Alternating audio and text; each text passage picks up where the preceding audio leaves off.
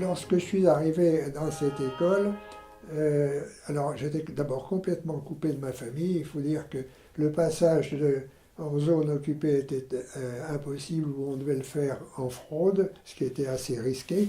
Et pratiquement, quand j'étais à Voiron, j'y étais pour une année, sans pouvoir rentrer chez moi. À l'intérieur même de l'école, où nous étions internes, on a retrouvé à peu près tous les clivages qu'on trouvait dans la population normale française. C'est-à-dire que vis-à-vis de ce problème d'occupation et de collaboration, les Français étaient partagés. La plupart, disons, étaient en attente, faute de prendre une décision, ils attendaient pour voir ce qui se passerait, pensant prendre une position au moment voulu.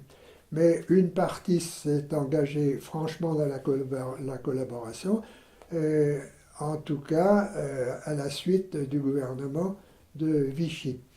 Une troisième partie s'est engagée dans la résistance, mais disons petit à petit et très progressivement. Alors donc on a retrouvé ces trois tendances-là au sein même de l'école.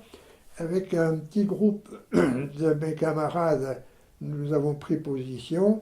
Et qu'est-ce qu'on peut faire en étant interne dans une école? Pas grand-chose en réalité. C'est-à-dire, une des seules choses qu'on puisse faire, à part faire des V et des croix de Lorraine à la craie sur les murs, bon, ce qui est un peu puéril, c'est la distribution de la presse clandestine.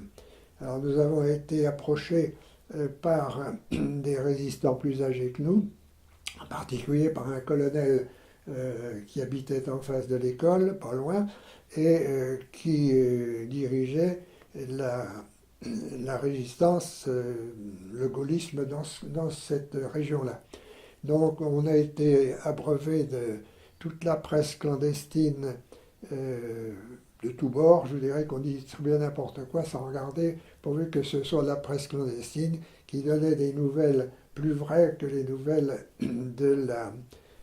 des nouvelles officielles. Parce que le gouvernement en place avait institué la censure et il était pratiquement impossible de publier un journal ou quoi que ce soit sans que la censure ait donné son avis. Ce qui veut dire qu'il y avait une seule presse, il n'y avait pas de télévision évidemment à l'époque, il y avait une seule presse et une seule radio qui diffusaient les informations qui avaient été filtrées par le gouvernement de Vichy.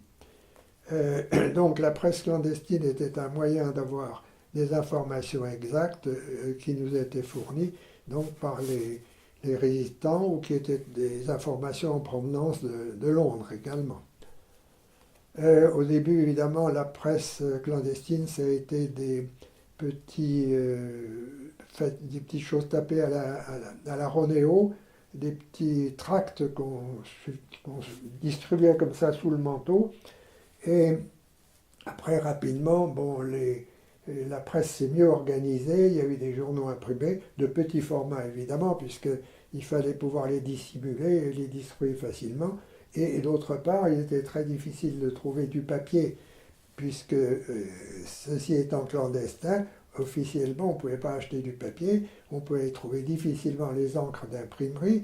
Ça devait être réalisé, l'impression devait être réalisée la plupart du temps par des imprimeurs qui travaillaient de nuit et qui le lendemain matin détruisaient tous les éléments qui avaient servi à imprimer, de façon à éviter d'être pris et dénoncés.